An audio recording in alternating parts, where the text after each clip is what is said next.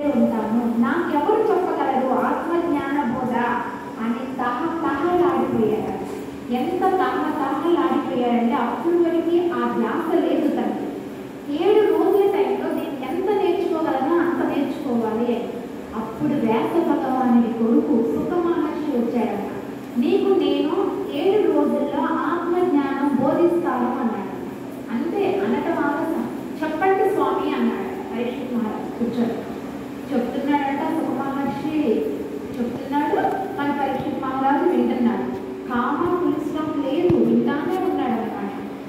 3 రోజులు ఏకదాటిగా విన్నాడు. పాపం గురువుకి శిష్యుడి మీద జాలి వస్తుంది కదా చెప్తున్నప్పుడు.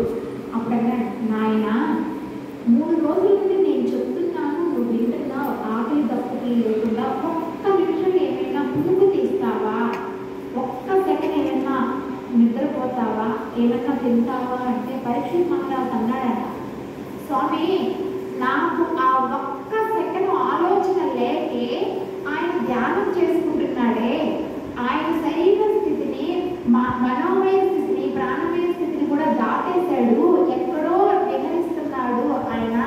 అన్న జ్ఞానం కొంచెం కూడా లేక మంచి నీళ్లు ఇవ్వలేదు అన్న దాహాన్ని తీర్చుకోలేనటువంటి కోరికని ఆపుకోలేక నేను ఇంత కోపానికి గురయ్యాను, 7 రోజుల్లో ఇదైపోతానన్నటువంటి శాపానికి గురయ్యాను. మీరు చెప్పండి, మీరు చెప్పగలిగినంత నేను వింటాను అన్నాడు. చూడండి, ఇప్పుడు మనం కొంచెం సేపు ధ్యానం చేశాం కదా, ప్రతి ఒక్కళ్ళు కూడా శరీర స్థితిని దాటేస్తారు. అక్కడ వరకు నేను కరెక్ట్గా చెప్పగలను. ఎందుకంటే ఈ 50 కేజీల శరీరాన్ని 70 కేజీలు ఉన్నటువంటి ఈ బాడీని నేను మోస్తున్నాను అన్న స్పృహ ఇక్కడ కూర్చున్న ఎవరికి లేదు. కుర్చీలో కూర్చున్నాం అన్నటువంటిది కూడా దాటారు. మరి అలా ధ్యానం చేసుకుంటున్నప్పుడు మనకి కరెంటు పోయింది వచ్చింది తెలిసింది కొంతమందికి, కానీ కల్లింపలేని పరిస్థితుల్లో ఉన్నాం. అంటే మన స్థితిని మనం దాటేస్తాం. ఆయన ఇంకా గొప్పగా చూస్తున్నాడు కదా సునీక మహర్షి, ఆయన ఎక్కడో ఉన్నాడు, మరి ఆయన తప్పిన అన్న మాట కూడా వినపడదు. అలాంటి ఆయన అడిగాను, నేను ఎంత చేశాను, నాకు క్రోధైన బుద్ధి నాశనం అన్నాడు. కోపం వచ్చినప్పుడు మన బుద్ధి నశిస్తుందన్న. చూడండి, కోపం వస్తే ఇంట్లో వాళ్ళకి కూడా మనం అరిసేస్తాం. ఆ కోపాన్ని తట్టుకోలేకే కదా, అంటే ఆ కోపాన్ని తట్టుకోలేక అరిసినప్పుడు ఏమవుతుంది, మన బుద్ధి నాశనం అవుతుంది. కాబట్టి మీకు చెప్పండి, నేను వింటాను. ఒక్క సెకండ్ కూడా నేను ఎంత చెప్పగలనో అంత చెప్పండి, ఈ లోపల నాకు శాపానికి గురి కావచ్చు అన్నాడు. అలా 7 రోజులు ఏకదాటిగా అయినాడు. ఎలా అయినాడండి, దేహస్థితి కోల్పోయాడు, మనోమయ స్థితి అంటే మానసికంగా స్థితి కూడా కోల్పోయాడు. ఇక్కడ నేను ఉన్నాను అనే ధ్యాస కూడా లేదు. కేవలం జ్ఞానాన్ని వినే ధ్యాస మీదే ఉన్నాడు, వినటం మీదే కాన్సన్ట్రేషన్ పెట్టాడన్నమాట. అలా పెట్టడం వల్ల అతను మోక్షాన్ని పొందాడట. కేవలం ఎన్ని రోజుల్లో 7 రోజుల్లో వృత్తిని పొందాడు. అంటే పరీక్షిత్ మహారాజు ఎంత గొప్పగా పొందాడో అర్థమైంది. కానీ కేవలం శ్రవణం విన్నాడు అంతే, రాసుకోలేదు, చదవలేదు. 7 రోజుల్లో కేవలం సప్తాహాలు అంటారు, అందుకే 7 రోజులు. మనకి పత్రికీ సారి కూడా కొత్త సప్తాహాలు పెట్టండి అంటారు. 7 రోజుల్లో కొంతమంది అయినా ఇదవుతారు అని అన్నారు. మరి 7 రోజుల్లో అతను విన్నాడు కదా, మేము కూడా ఒక రోజు 7 రోజులు చేస్తాం మేడం, మేము పొందుతామని అంటే 7 రోజులు పరీక్షిత్ మహారాజు ఎలా విన్నాడండి, పునుగు తీల ఆహారం ఈ దేహాన్ని గురించి ఆలోచించలేదు, పానీయం కానీ తినటం కానీ చేయాల. అతని కాన్సన్ట్రేషన్ అంతా ఎక్కడుంది, వినడం మీదే ఉంది. నిజంగా ఆ స్థితిలో కనుక మనం ఉంటే ఖచ్చితంగా మన జ్ఞానం పొంది తీరుతాం. ఆత్మజ్ఞానం వస్తుందన్నమాట, మోక్షం వస్తుంది. వచ్చి తీరుతుందా లేదా, వస్తుందా. అంటే దేహ భ్రాంతి వదిలాడు, మనోమయ భ్రాంతి వదిలాడు, కేవలం జ్ఞానం పొందే దాని మీదే పెట్టాడు. అంత గొప్పగా పరిపాలించిన పరీక్షిత్ మహారాజు మోక్షాన్ని పొందడానికి కూడా ఏం చేయాల్సి వచ్చాడు, జ్ఞానబోధ కావాల్సి వచ్చింది. అంటే నేను భక్తిలో పూజ కొంతమంది ఏమనుకుంటారంటే, నేను పూజ చేస్తున్నాను, ఈ జన్మకి ఇది చాలులేదు, ఏదో సేవా కార్యక్రమం చేస్తున్నాను, సేవ చేస్తాను చాలు, నేను మోక్షాన్ని పొందుతాలే అనుకుంటే కుదరదు. నేను ధ్యానం చేస్తున్నాను కళ్ళు మూసుకొని, నాకు ఈ ధ్యానం చాలు అనుకుంటే కాదు.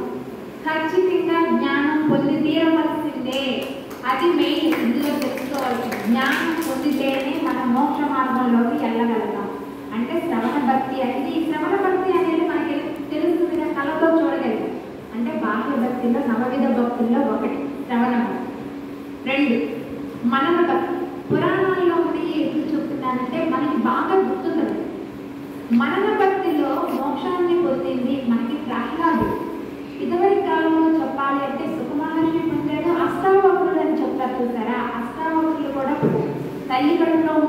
ఉద్దేశం.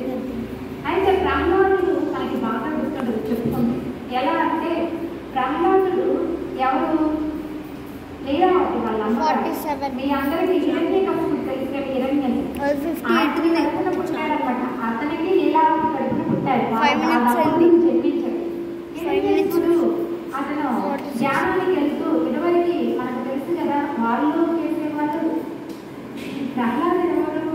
రాక్షసు జాతికి చెందినవాడు. దేవతలు రాక్షసులు ఇద్దరు ఉంటారు. వాళ్ళిద్దరూ కూడా ఎన్ని ధ్యానం ప్రత్యేకంగా ఉంటాడు. బలాదస్తాడు అనేది మనకు తెలిసిందే కదా. ఇదివరకు చేసేవాళ్ళు. మనమేమో మన ఇంట్లో